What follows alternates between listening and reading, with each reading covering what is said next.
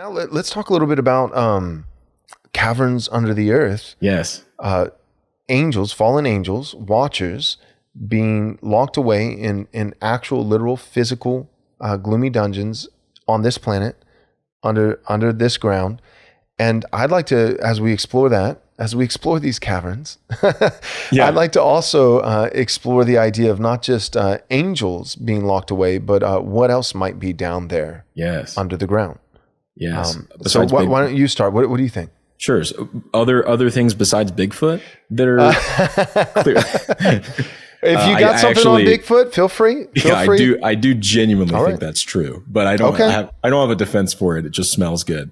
So we're told that the angels are locked in chains under the earth, and I think that that's literal. And the reason that I think that is because you have the story it's in Luke, and Christ is telling a parable about the rich man and Lazarus. Right. And Lazarus dies. He's taken to Abraham's bosom. And from Abraham's bosom, he can see this rich man that used to oppress him in life. And the rich man can see Lazarus. And they're not physical anymore. They're in a spiritual state. And yet they're able to see one another. They're localized spirits. And they're able to shout at one another. And Abraham is able to shout back at this rich man as well. And even in a spiritual state, also recognize one another. Yeah. Also recognize one another. I know who that is.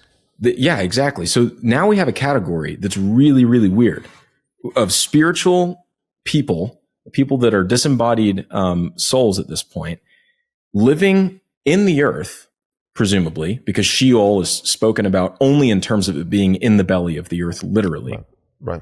And yet there's an open space. They can see one another, talk to one another, and recognize one another. So I think that within this massive category of Sheol, you have a bunch of different neighborhoods.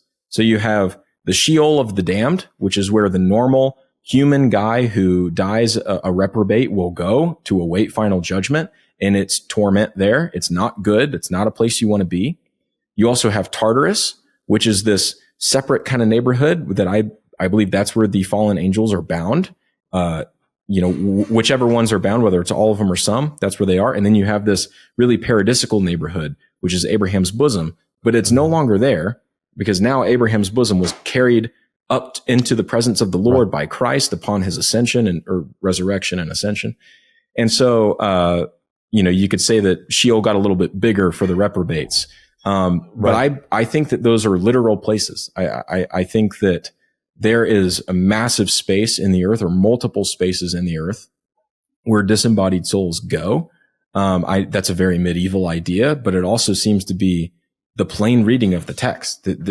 I don't think God is tricking us here. And I also don't think he's just dumbing things down to some sort of metaphor that we can understand. I think that he's actually just telling us the actual state of things. So I think that there's not only fallen angels chained in the earth, I think that there's also reprobate souls who are damned in the earth awaiting final judgment. And I think that the souls of the saints also used to be living in the earth and bound to the earth. And you can look at, in a 1 Samuel 28. Paradise place, but a really good place. Abraham's bosom. Yeah. But 1 Samuel 28, you have the Witch of Endor scene. And I believe it's 1 Samuel 28. Called up. But you have Samuel called up. You'd think that a saint would come down. And some commentators will try to say, well, clearly that means that this is a demon who's trying to deceive Saul. But that's just not what the Bible says. It says that it's Samuel multiple times. It refers to him as Samuel, both in the proper noun sense and then in the pronoun sense as well. And so why would a demon rebuke Saul? Like a demon would encourage Saul for that action. Like, hey, you're doing this thing that God hates, and I really like it. Keep doing more of it. But it sounds like Samuel. Materialist. Saul recognized it. Yep, that's Samuel. What does he look like? So there's still like a physical. I mean, it is spiritual, but with an appearance that can be recognized, manifesting some kind of appearance that can be seen and recognized.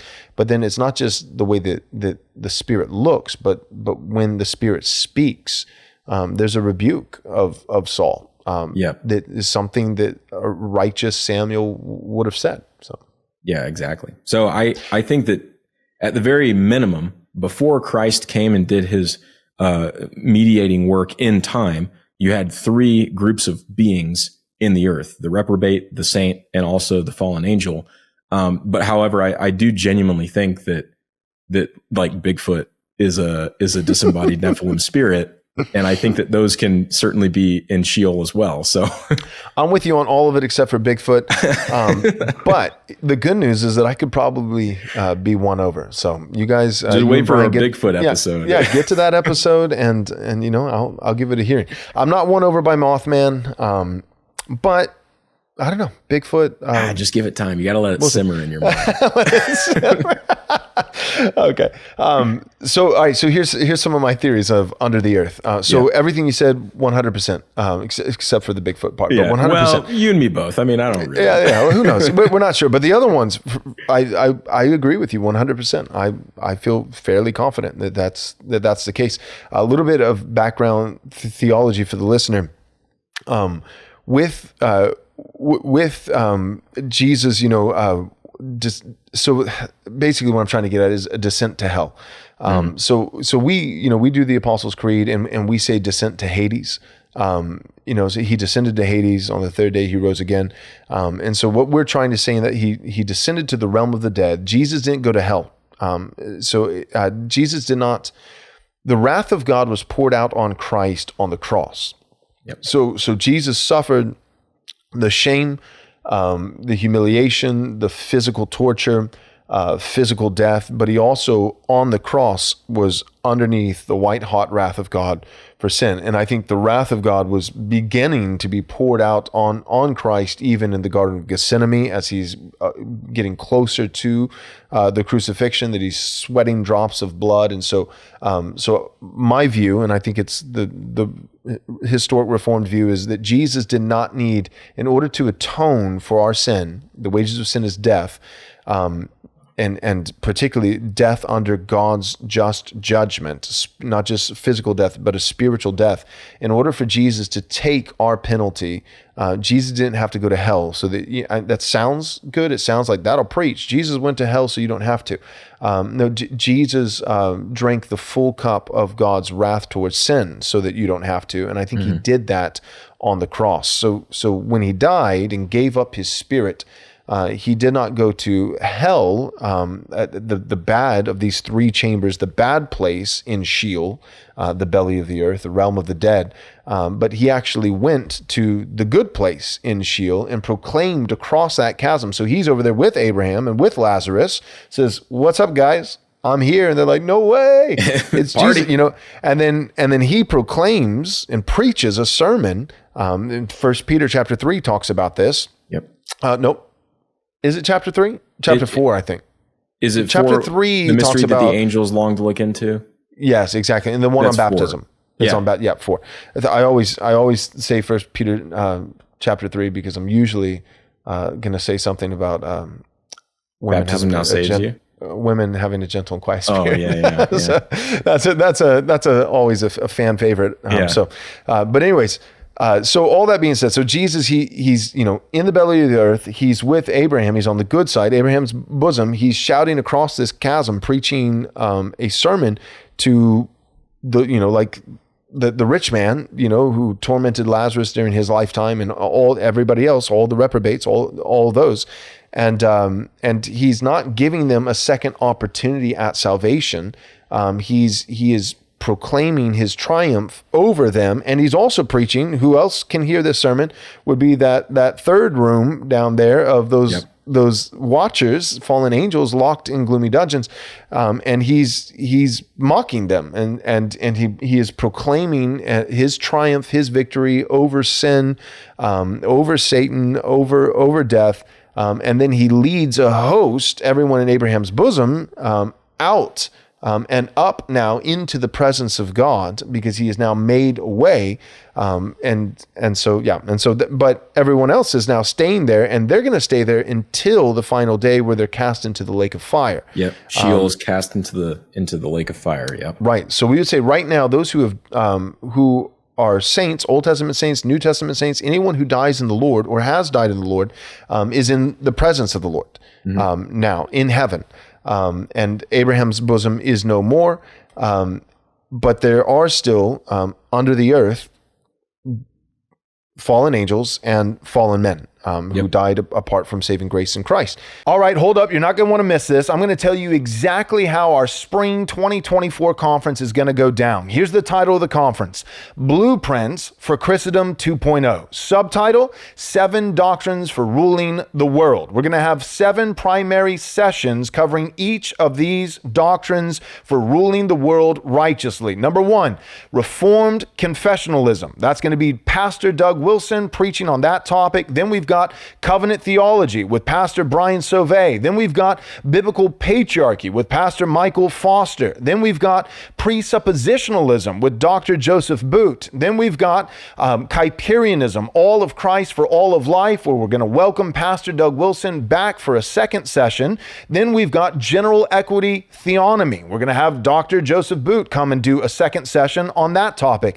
And then lastly, we'll have Pastor Dale Partridge on postmillennial eschatology. In addition to these 7 sessions, we're also going to have not 1, but 2 live podcasts. On the first day of the conference, that's Friday, March 1st, we're going to have a live Theology Applied podcast.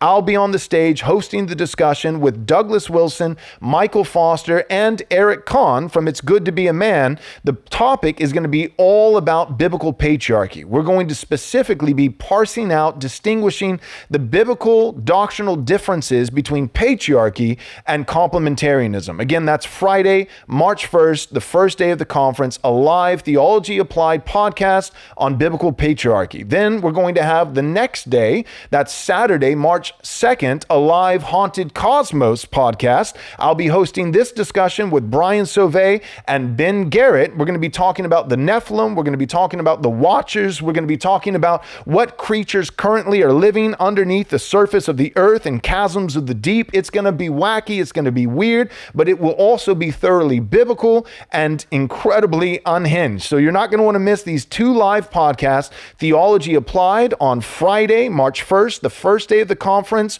on biblical patriarchy with Doug Wilson, Michael Foster, Eric Kahn, and myself. And then the next day of the conference, Saturday, March 2nd, a live Haunted Cosmos podcast with Brian Sauvé and Ben Garrett and myself on the Nephilim, the Watchers, and what lies under the surface of the earth. And then the conference will hold over for one final, the third and final day. That's going to be the Lord's Day, Sunday, March 3rd, where one of our speakers will be holding over to preach the Lord's Day sermon, and I'll be leading us in worship through the liturgy. So we've got 3 days, a Friday, Saturday, Sunday, March 1st, 2nd, and 3rd of 2024, Blueprints for Christendom 2.0, 7 Doctrines for Ruling the World. You're not going to want to miss this conference. Our early bird rate is still available, but only for a very short period of time. We are ending the early bird rate on August 31st at 11:59 p.m. That will be the final chance to get into this conference at an affordable, cheap rate. All right, so go and take advantage of the early bird rate right now by going to rightresponseconference.com. Again, that's rightresponseconference.com to register for Blueprints for Christendom 2.0, March 1st, 2nd, and 3rd, 2024. Register today.